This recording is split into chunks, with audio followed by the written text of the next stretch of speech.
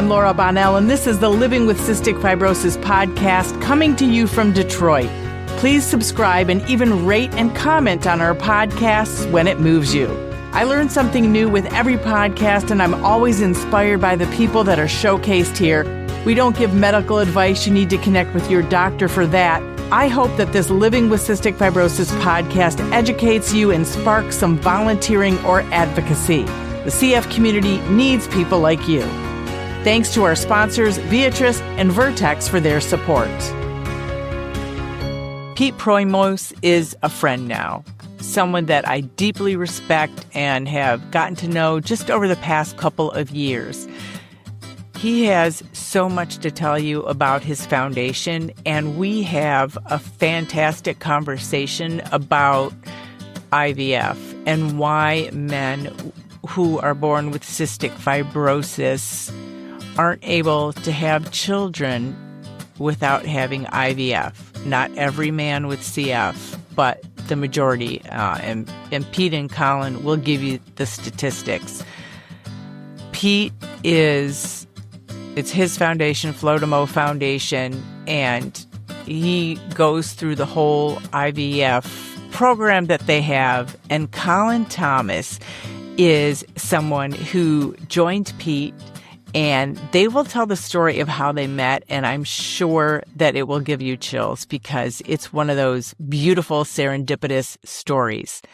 Pete was diagnosed with CF as an infant, but he kept his diagnosis secret from friends until he was about 40, and then opening up about it really changed his life, and he has grown so much since I've met him. He's married, he has 3 kids, and Colin Thomas is also married and has 5 kids, both of them thanks to IVF. Colin leads the family building program at the Filotimo Foundation, and Colin also lives with CF and became a father, as I said. In addition to his advocacy work, he works as the vice president of operations at Fertility, and both of them are doing great things. So let's not waste any time. I want you to meet them and hear about all the great things that they're doing. Welcome. So glad to have both of you. And it's just exciting. It's exciting to see you both. And Pete, we've met in person, which is lovely. How are you doing? How's everybody doing? Hi, Laura Bonnell. What's up? Hello. How are you? I'm great. How are you both doing? Great. I'd love to welcome Colin, who is my counterpart to everything we're doing at the foundation now. So I'm really pumped to talk about it. I know. It's awesome. And if you're not watching, if you're just listening, these 2 bearded, handsome men. So, check out their photos. If not, watch the YouTube video because very cute. So first, Pete, let's start off with how much you've really grown since you opened up about having CF when it was 40, right? I was 38. 38. So right at it. Yeah. Yeah, that's a long time to keep a secret. That's a long time to lie to yourself as much as you can. That's for sure. You spend your whole life hiding something that is you to your core, and you don't want it to be so badly, and you just want to fit in, that at some point in your life you do hit this like paradigm shift almost where you say, oh no, this actually is something great about me that I can use to push me to do something better or fuel me to do something that is beyond anything I thought I could do with the disease I was hiding. So I think it's been a crazy 2 years, but we're doing it. There's enough people that are both intrinsically motivated and understand the power of what we're doing. And that's been the catalyst for all of us. And we hold each other accountable, and we've been doing great work. For anyone that doesn't know, just a quick update. So you waited to tell any of your friends about the fact that you had cystic fibrosis, and then you start this foundation, tell all your friends, and everything's blown up in a good way since then. And we're going to get back to you, Pete, but I want Colin to jump in and tell us his diagnosis story. Thank you, Laura. Such a pleasure to meet you, and thank you for having me on. And isn't Pete amazing? I mean, Pete's just a fantastic guy. Yes, mutual love. Mutual love. We could dive into how we met later, but so I'm 43. Well, 42. I turned 43 this year in 2 months. But I was diagnosed at birth, so I'm a twin. My twin does not have CF and had a normal birth, no issues. I had a complicated birth. And so that led us right away to my parents to kind of say something's wrong. We got to figure it out. So early on knew that I had cystic fibrosis before I even understood how to walk or talk or do anything. So it's been a part of my life and has formed pretty much every aspect of my life going forward. Heavily involved in the CF community, born in Salt Lake City, Utah, and have been involved in CF studies, research since I was little. Involved with lots of friends with CF. It was sort of, I wouldn't say it defined who I was, but it was a deep part of who I was.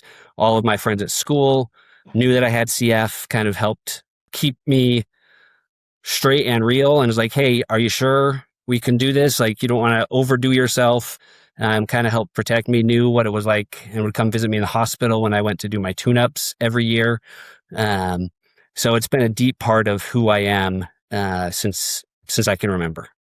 It's been so different between you and Pete as far as talking about it, being open about it from the start. Did you both, and I definitely want to hear from both of you, but did you bond and talk about this, how different your lives were with being open and then not open for so long? You make a conscious decision very early on which path you want to go down. And usually it's dictated by the way you look and the health that you're dealing with. I was a little bit healthier than most people with CF, especially as a kid. So I just wanted to fit in to the point where I wouldn't even run and play outside because it's the best form of airway clearance, and I would just start coughing uncontrollably. So, there were parts of me that would go hide and have a coughing fit or try to get through it or laugh and cough in between to hide it. But I probably would have given anything to be the opposite, to grow up the way Colin did and at least have that support system rather than dealing with it alone. But, I'm alive. I'm fairly healthy. I'm happy. I'm okay. Yeah. And to say before Colin, gives what he's thinking about, I have to say neither one is wrong. It's Right. We all are growing. We're all figuring it out, so neither is wrong. It is interesting to talk about and understand because someone's going to relate to Pete and someone's going to relate to you, Colin, how you did it. So it'll be helpful to whoever is still not talking about it and someone else who is. Yeah, and I'll just add, I think Pete and I clicked immediately and connected immediately, right? Sort of a shared mutual bond, and trauma bonding a little bit. And we've had the opportunity to talk a little bit about the differences and the nuances, but we've really are excited and focused on the future and what our stories mean and how we can help through Pete's Foundation, to the as many as we can that have the same needs and same concerns. And it's exciting. I want to get to that. And I first am going to ask you, because every time I talk about your foundation, someone says to me, how do you pronounce that? So Filotimo, yeah. Filotimo, okay. You can call me whatever you want. But we like to say it's that we're unapologetic. Thing. Yeah, I mean we're unapologetic. We don't want to, if you think it's worth it, you'll pronounce it the right way, like you'll try. But at least everyone's thinking about it, talking about it. Like, how do you say it? It's been really cool. the cool thing with our foundation is, we as men with CF, 98% of us, and probably more than 98% of us, we have an underdeveloped or non-developed vas deferens, which means we produce sperm, healthy sperm in some cases, but we can't get it out. There's no runway for it. When we have to do real family building, it has to be through IVF or through adoption. So I had no idea how to provide that to somebody other than myself because I've had 3 kids. So the relationship with Colin became important instantaneously. Now we have these 2 people that grew up a different way. So when we do have a man with CF or a family with CF wanting to start their journey to have a child or adopt one, it's, hey, did you talk about CF? No, I hid it forever. Okay, come talk to me. If somebody says, no, I was hospitalized pretty often and I've had a weird relationship with CF my whole life and I've had it a different way, I go, cool, Colin's over there. And he has CF. And, even on our hardship side, we have another person with CF helping us on the hardship assistance program side, and she has CF. So we are kind of founded by CF, built by CF, and provide for those with CF. And what better way than to find someone like Colin who pretty much built a career on something that we can use and provide to these 98% of the men that need the help and their families. So this has been a really cool journey. And isn't that serendipitous, Colin? Isn't it? I mean, or am I mistaken? But before you talk about that, I wanted to ask you or mention one thing. So I think there is a lot of confusion too, that a lot of people still believe that men with CF are sterile and they don't Correct. understand that it's a vas deferens. So it's really important to keep getting the word out about that. And women with CF and the women who are marrying the men with CF need to know. It's not just it's never one person's responsibility in a relationship. It's always both of them. But so Colin, tell us about that serendipitous way this has all worked out, because what you do and then your diagnosis and meeting Pete. Yeah, I mean, absolutely serendipitous. Universe is aligning really here, and sort of this kismet mindset and mentality of. So my career is in the fertility space, as you talked about. I've been in running fertility practices for the last 15 years, and got into that field because I needed to go through IVF with my beautiful wife in order for us to have our family. And 5 kids, and 15 years later, I'm still in the space. Yeah. Colin has 5 children. Wow. 5 children. Let's just celebrate that for a minute. That is amazing. I love that. Psychiatrist. Oh my gosh. Yes. 5, a wonderful family, and a wonderful, wonderful, beautiful wife who pushed us to have these 5 kids. And so we've done IVF several times to have that family that we have now today. And it when Pete reached out mid-year last year, Pete's team reached out mid-year to my company and just sort of emailed the contact us form and said, this is who we are. This is what we do. We're looking for fertility partners. Had no idea who I was, didn't know I even existed. And my colleague got that email and forwarded it to me and said, hey, I think you might be interested in this. And I think I called Pete and Nicole up within like 5 minutes of getting that email and said, got your email. The answer is yes. We'll partner with you. We'll help you grow your mission. And, Pete's like, awesome, fantastic. And then I was able to tell my story, right? And it's like, we're two different people living the exact same life with the same vision and the same mission of wanting to help people experience the joys of family building and realize that it's possible, that CF is not a barrier to that, and that there are solutions in place and that we can help them with those solutions if they need it. What a beautiful story, first of all. I think, even though, of course, we wish CF wasn't around, but we're so lucky to know each other and be in the same universe and in the same CF community. What an amazing story. That is just so cool. And I would be remiss if I didn't say that you and Annie have 3 children, which is, I know Yeah. you already mentioned it, Pete, which is just as wonderful as 5 kids. So I have 3. I love all 3, but I only like 2 of them. And I won't tell you which. you're funny. What is the conversation you have with your daughters on fertility or family building or, those things? Well, it's interesting because I was going to bring that up to you because what I've been telling the adult clinics before my kids were even in the adult clinic is you're not talking about menstruation to them. You're not talking about sex. You're not like, what the heck? I can say things as a mom. They need to hear you. They need to hear you talking about transplantation, even if they never have it. They need to know. I remember, and I've started not revealing which daughter it is for their privacy, but I remember when one of the girls, both of them, if you aren't aware, both of them have cystic fibrosis. I know you two are aware, but I'm just mean in general. When they finally were told that they could have kids, they didn't believe they could as women who have CF. And they were given a thick book about their reproductive stuff.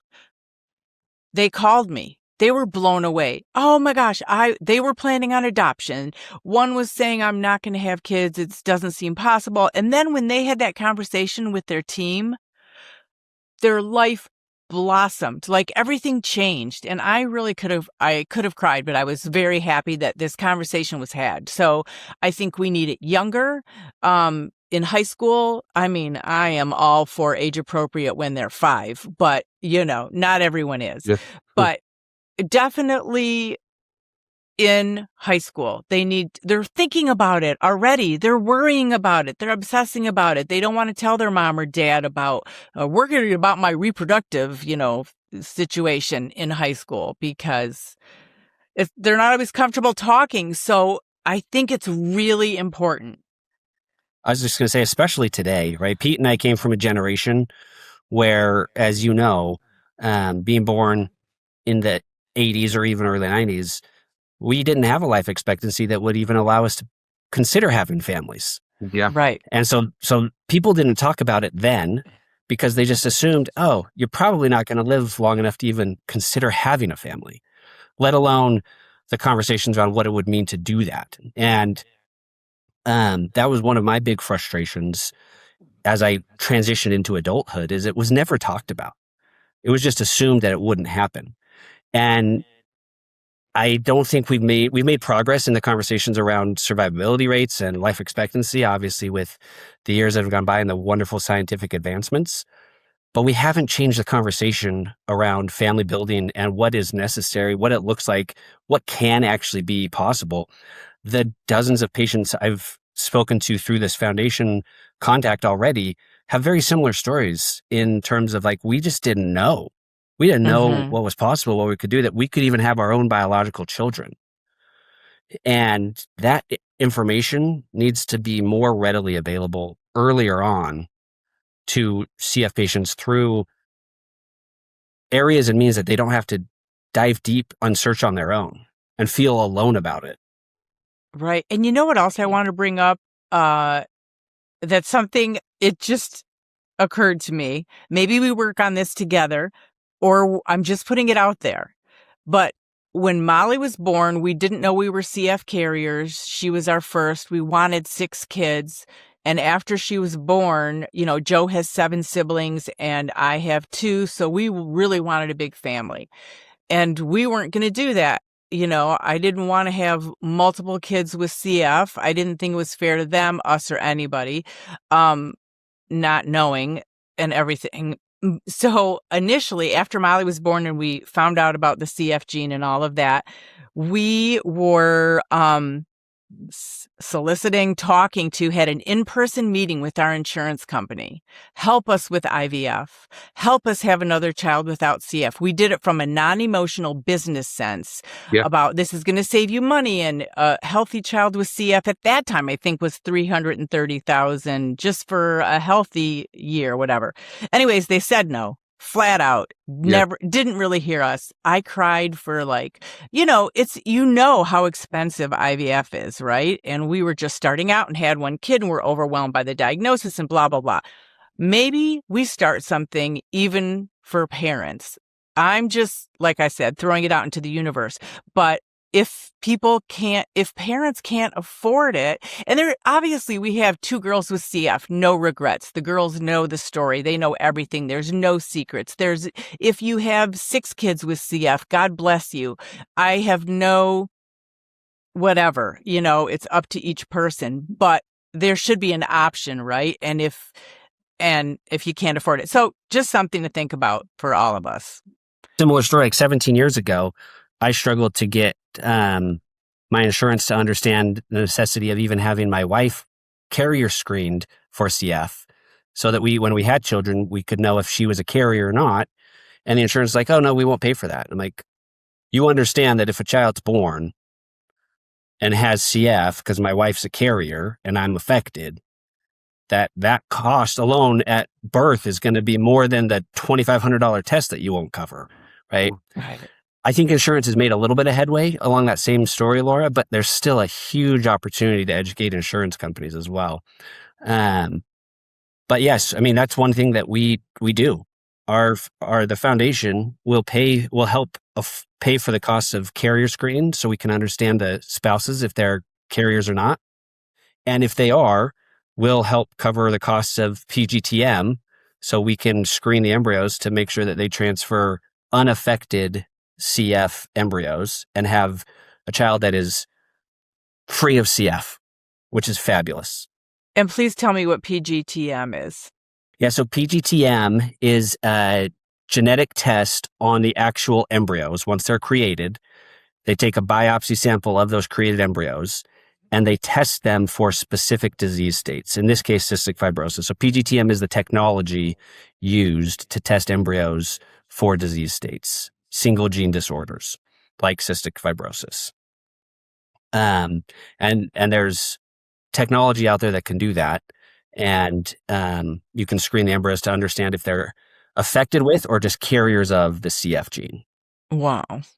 A story that I tell, and the reason that we do this is important because even the information that's out there in some cases is not the correct, fully detailed information that needs to be relayed. We had a family that reached out in Texas 2 years ago, probably. And she told us the story about how she's a carrier for cystic fibrosis. Her husband is also, he didn't know. Like, he didn't know if he was a carrier, but they got the genetic testing. So they got their genetic testing done. They paid out of pocket because it wasn't covered by insurance. And they did IVF because they couldn't get pregnant. So they went through the whole IVF process. Paid for it, had the means, went through the right processes, did the right testing. But because his carrier testing came back negative, they never did the PGTM or any sort of genetic testing on the embryos to just double check that they didn't have CF because it's a double recessive trait, right? So fast forward right before the kid's first birthday, he's diagnosed with cystic fibrosis. And they didn't know that they had to do the large panel gene sequencing, which is just a different test, a different carrier test. So, the ones that you get online where you do the cheek swab or even blood work in some cases, if they're not testing for the right gene sequencing or the gene mapping, it's not going to be the right test. So you have to be super careful on even which ones you do. So we try to provide that landscape and that atmosphere where we say, hey, look, if you're going to do the testing, we're not medical professionals, but based on what these institutional pharma companies and all of these people that have these tests are concerned, we are creating the roadmap to make sure that when you want to have a baby and you do want to go through this and remove that possibility of having a kid with CF, we're not only giving you that roadmap, but we are going to cover the whole thing.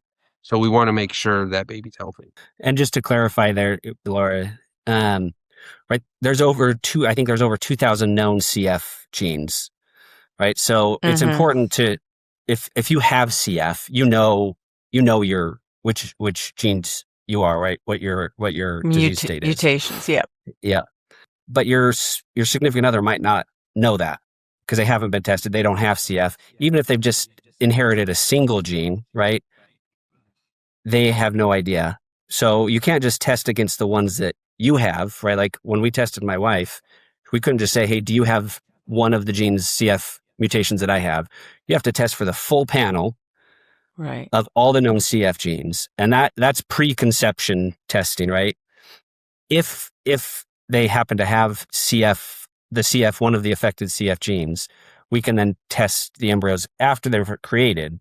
So there's two different tests that get run to understand how and what the affected status of you as a carrier, either the mother and the father, and then eventually the actual embryo or the child that will be born.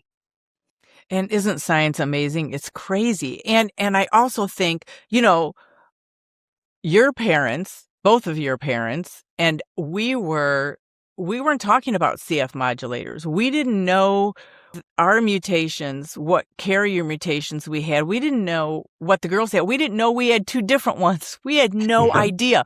Then all of a sudden, the CF modulators are coming out, and it was a literal night and day. It was like we got contacted by the doctors, and they were like, we got to get your mutations. We got to hurry up because these modulators are coming out, and that's the only way we can tell if your kids can go on these drugs. So then the Delta 508, I thought for sure was my husband, Irish Catholic, and I'm Ashkenazi Jewish. I thought I was the G greater than 6T. It's a big long one, but it was the reverse. So I was with the Eastern European. I had the Delta 508 and Joe has the other one. So it's just really interesting. And they did a printout sort of Emily's mutations and all her DNA. So cool. It was really interesting. It's a wild thing to think about in a more holistic view of, let's say, our foundation and other foundations like us. It's not just our foundation. I mean, your foundation is another one. Even advocacy at its best is a way to get the word out and create that opportunity to tell people this test is here. It's necessary. Pay attention. It's a 15-year-old listening and saying, oh my God, I have to find information now online to tell me about. I mean, should I just have unprotected sex at 15? Like, or as a 15-year-old trying to understand that, you're like, oh yeah, but that doesn't mean you should. You still have to have those conversations.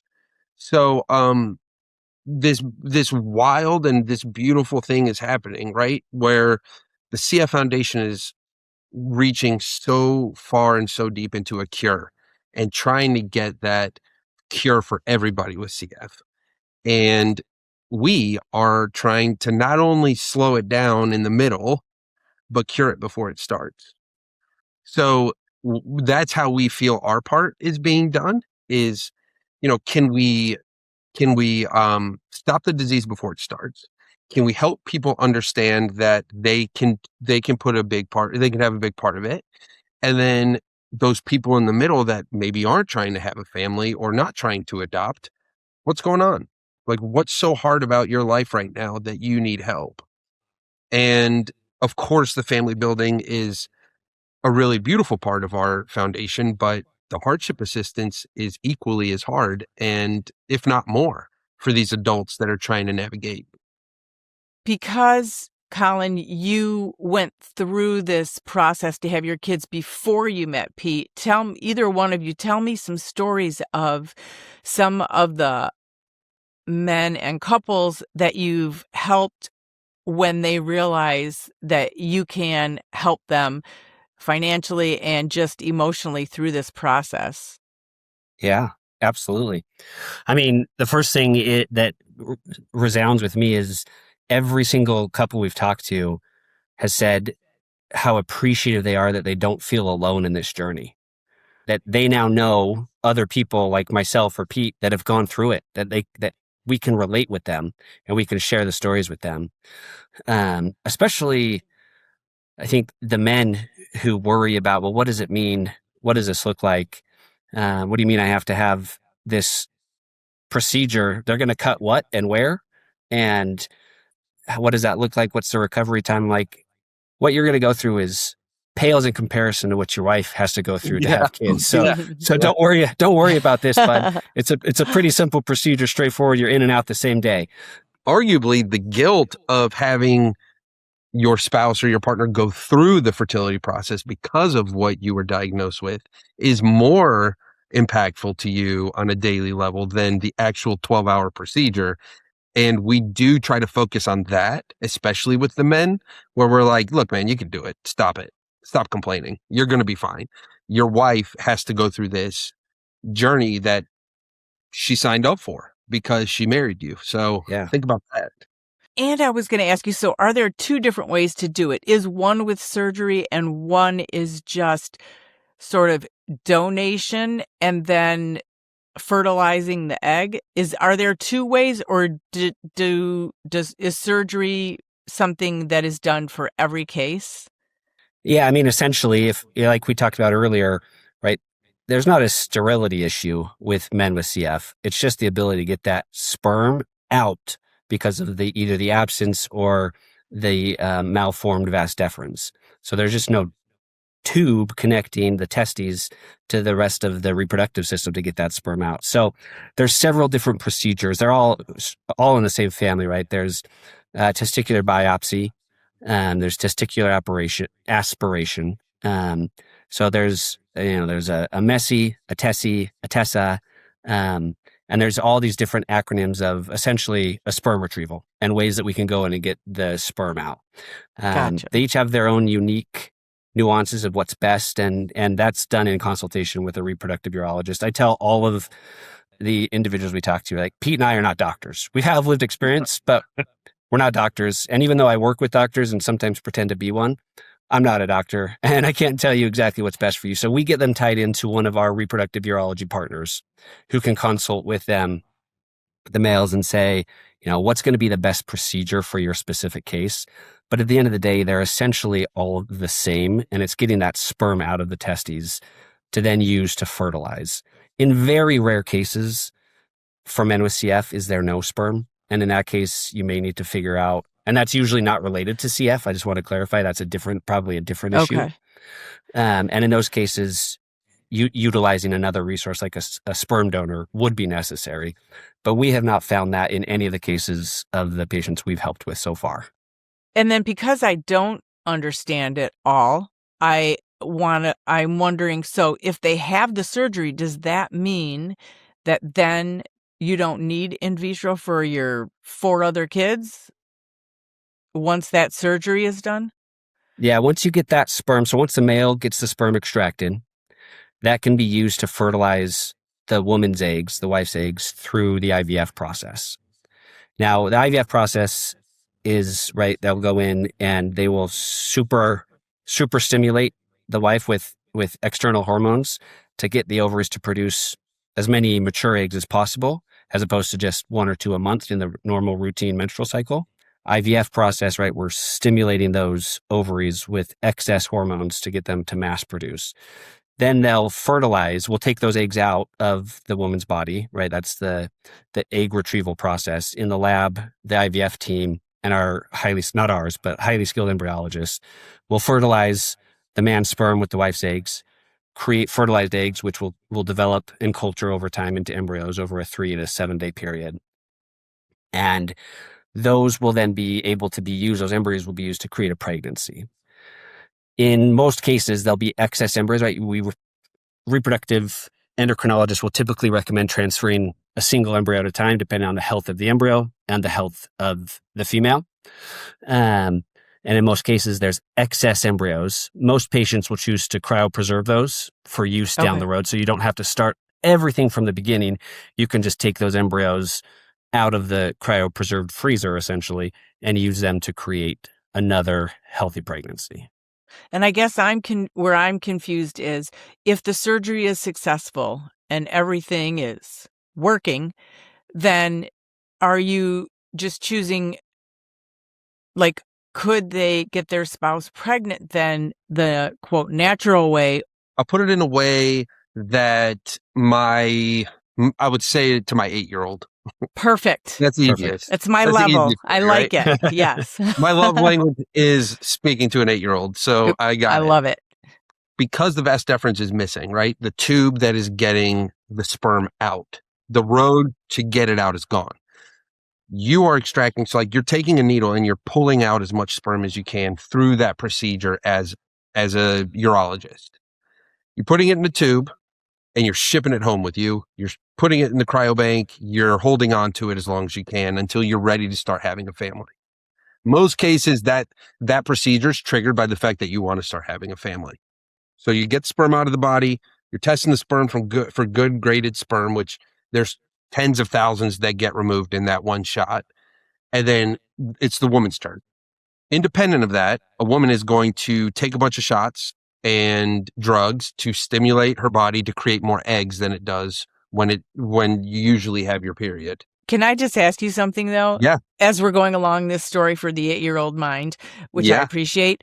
So you are or are not connecting the tubing? No. then? You can't connect. No, that's where No, I there's got nothing to very Yeah. confused. Yeah, Okay. there's no- The surgery no does not straw. correct the vas deferens. It just extracts the available sperm. Oh, thank you.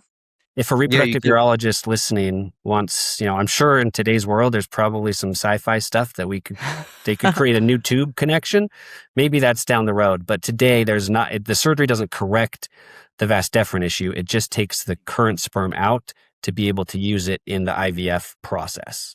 Gotcha. Well, I hope I'm not the only one who was You're not the thinking only this. one. You're not the only But one. I appreciate the explanation because that really cleared it up for me. So now I understand. So thank you. And then women go independently and they have their eggs retrieved, which is just like anyone that you in their 20s or early 30s saying, look, I'm not ready to have kids. I want to freeze my eggs. That's that process. They take good graded eggs, good graded sperm, bring them together. When we did the carrier testing on the partners, we know that partner A has CF and partner B is not a carrier, then we're good to go. We fertilize the egg, we create an embryo, and they go to town. They implant. If the other person's a carrier, then we know that there's a chance double recessive traits will hit. So because of that, we do the PGT-M Got it. to make sure that what we created is double and triple check that it's not a person with CF or an embryo with CF. There's a lot of cost into everything I just told you.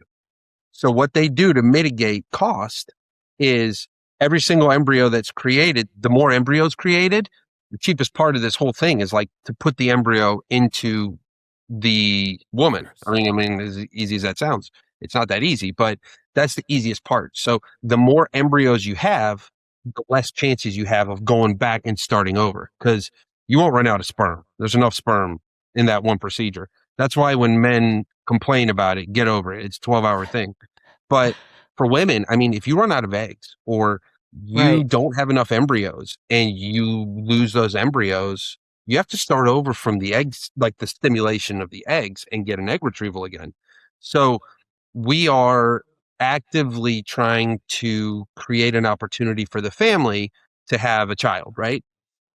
Any leftover embryos, you freeze them. And if they decide to have a second or third or fourth try with another like to have another kid, it's already prepped and ready for them. They just go through a couple of the hormone treatments and then implant the embryo. So, we're trying to set them up to have their first family member and then hopefully set them up for success in the future where we don't support that. Like we don't provide financial assistance for the second kid, but we've definitely and most definitely set them up for success if they wanted to start that process. Thank you so much. I like the 101 class for Laura. I appreciate that. I'm a functioning 8-year-old, so I know what it takes to get those. No, I words. really do appreciate it. I'm serious. Yeah. It was very helpful. I had a question. So how much money are we talking about? How much money do families need? What does it differ on what you're able to give them for each couple? How does that work? It depends a lot of times. It could be by state. It could be by partner by state. It could be anywhere from $39,000, $40,000 to go from a sperm retrieval all the way through to new baby. It could be $25,000. It just depends on the partner in the state. But our commitment is, if we have said yes to you, if the grant opportunity is for you, and we all agree and we're all on the same page, we will make sure we will take it from start to finish. That is sperm retrieval, all testings included, egg retrieval, and any sort of embryo testing and implantation from there. We are committed to you, period. And, just like we say with Filotimo, we're not expecting anything in return. We just want to have an entire family. That's 3 generations, not just one. The grandparents, the parents, and the children, to know that they're not alone and they can have a family that they were told they couldn't have. So life-changing, I mean, to say the very least. It's incredible. And Colin, what did it do to you mentally when you figured out that you could have children, that it was going to work out for you? I mean, it's a lot to It's a lot. think How old are about. you, Colin? When you found out, like, oh, there's a problem. Yeah, well, Laura, I thought you were going to say, what did it do to you mentally when you had your 5th kid? But we'll go to the first. We can talk about that too. Yeah. I grew up with my CF team telling me, hey, you're never going to have kids. Like, it's not a possibility. So I had sort of written that off early on. I then found a really fantastic doc. I actually, jumping back a little bit, had more asthma issues than I did CF early on. So found an asthma specialist who also was a CF specialist. And that doc changed my perspective on life and said, the message you need to understand, Colin, is the science. We don't understand the science of the future. And don't put any limits on you for your life expectancy or your ability to be a dad in the future. And if you want those things, I am sure it will be possible. So she ignited a spark in me before I had was even considering this. This was all in high school. And that doc really helped change my perspective on living for the future and not putting limitations on myself. Fast forward into college, I met my beautiful wife, Mandy, my sophomore year of college. And we had some really long, hard conversations about what it means to have a relationship with someone with CF and what that looks like. And for thinking marriage and future, kids might not be part of the equation. And she really pushed and said, no, like, there's this technology that it can be, and we just have to go through it. And so we started our family building journey in 2008, I should say. Yeah, that would be some fast work. Yeah. Yeah. And we were just committed to do it, right? She was the spark and motivation behind it to say, listen, I love you. I want to have kids with you, and whatever it takes to make it happen, let's figure it out and let's do it. And fast forward to today, 5 kids later, here we are. Well, that's an amazing story. It's wonderful. And it's so much emotion, time, money, everything. Pete, we can talk more about the in vitro and stories, or we can also talk about some other things Let's do it. that you're okay. So you were just telling me before we started the podcast about a new program you have now, which I'm very excited about. Yeah. And yeah, the community college thing that you're doing in North Carolina. Tell us about that. We've partnered with White Tech Community College, which has 40,000 students in and around North Carolina. But what we did was we have created a chronic disease fund for CF, where if you want to get a degree, if you need a certification, more than anybody, we spent our entire lives thinking that we shouldn't even go to college. Really, up until 2020, most people were told, life expectancy is teetering around 25, 30, 35 years old. What's the point? I'm on disability anyway. So we chose that, when we started the foundation, we would hear a lot of, it wasn't as much about rent, it wasn't as much about food. It was, I need a new life. I need to rebrand myself because I don't know what to do. Post-modulators. That was the hardest thing for me to digest because I went to college. I did well. I had the means. Most people didn't either have the choice to make because they were on disability, or they just didn't want to spend that type of money on college. So I went to the bigger institutions and they said, look, you can withdraw at any point. We can support you as much as we can. But at the end of the day, it's a 6-month cycle and we can't get you through it if you're sick or getting a tune-up twice a year. The same reason why you can't hold a job is why you can't get an education. Then fast forward to, this community college that said, hey, look, we have a menu list of items of over 60 different careers you can choose, where when you get sick, you can take a break and we'll make sure that you continue on your process as soon as you feel better. We can help you take your test or do your homework from the hospital if you can handle it. You tell us the pace at which you want to go. And these aren't 4-year degrees. These are certification. This is, do you want to be an electrician? Do you want to do some sort of trade school? Do you want to be a mechanic? Do you want to be OSHA certified to do audits on companies? Do you want to be a health inspector for health code violations in restaurants? That's a 6-month process, and you can get an hourly job overnight from that.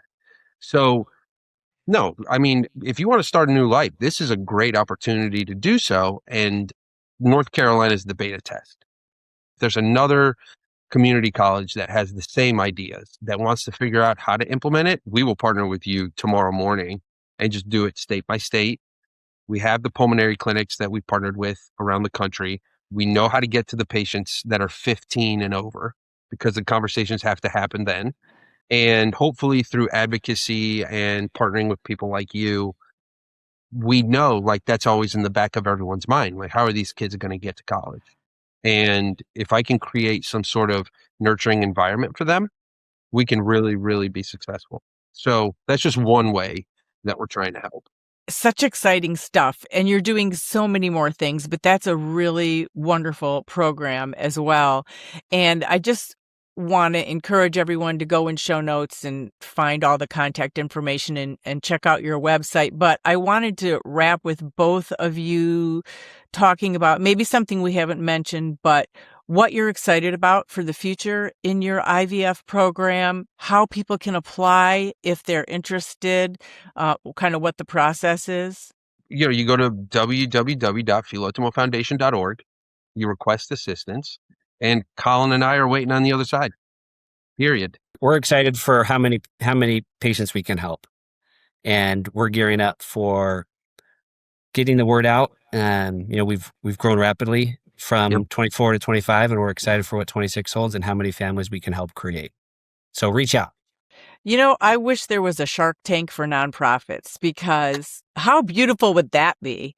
Yeah. I mean, it would be like Great. Mark Cuban would say, Pete, I've got $1 million for you for IVF. I mean, come on. That would be so cool. We need a Mark. Yeah. We're doing Mark Cuban. That'll work.